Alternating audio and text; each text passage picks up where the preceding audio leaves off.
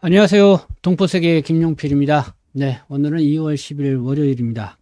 날씨가 좀 많이 그래도 좀 풀린 것 같습니다. 네, 좀 곧 있으면은 좀 봄이 오겠죠.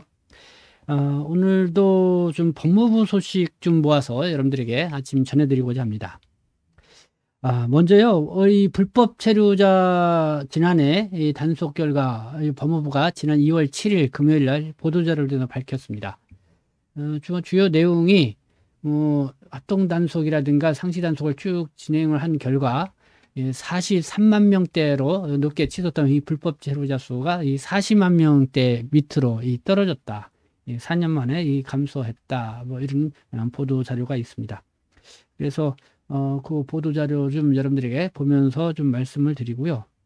몇 가지 이제는 중요한 소식 녹이 이 건설업의 안전교육 이수증 그걸 위조하고 판매한 일당이 걸렸다는 이런 소식도 있습니다. 이 불법 체류 외국인을 대상으로 건설업 안전교육 이수증을 위조하고 판매한 일당이 법원에 송치가 됐다. 이런 소식이 있는데 뭐 여러분들의 건설업 뭐 안전교육 그걸 알 겁니다. 건설 현장에서 일을 하게 되면은 뭐 이수증을 좀 제출을 해야 건설 현장에서 일을 할 수가 있죠.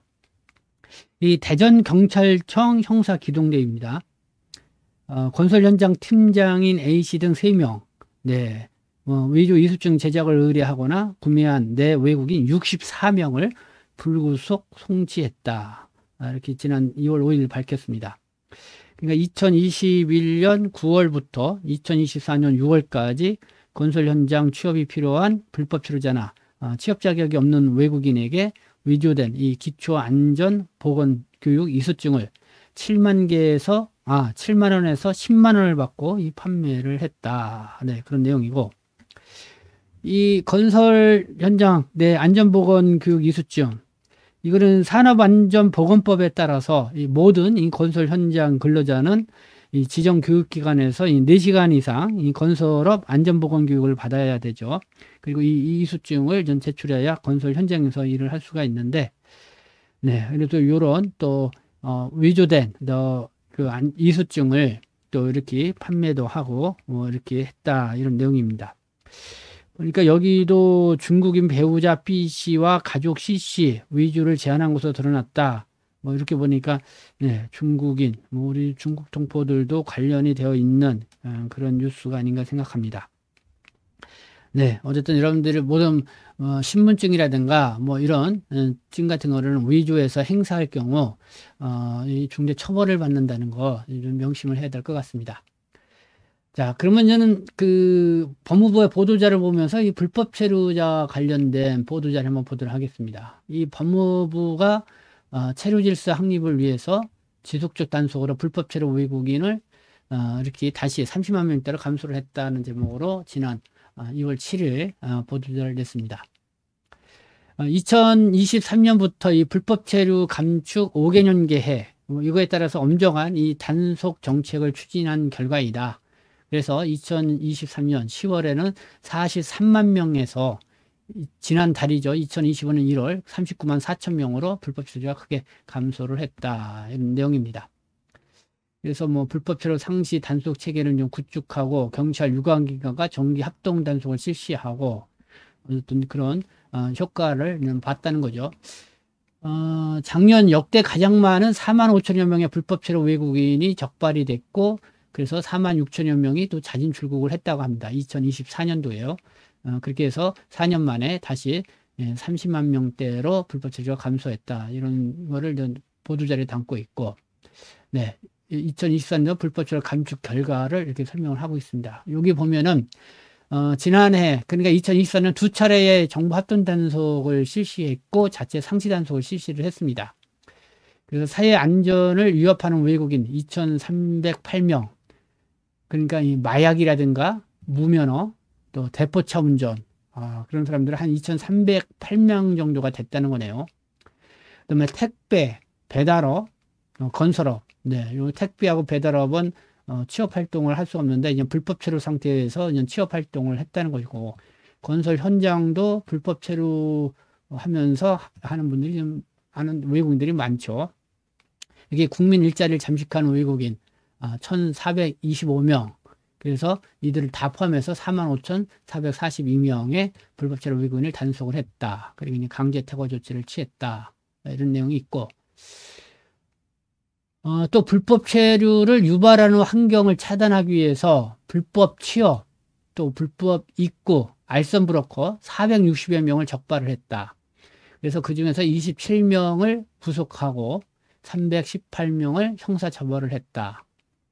그리고 불법 고용주 한 9천여 명에게 이 범칙금으로 총 500억 원을 부과를 했다.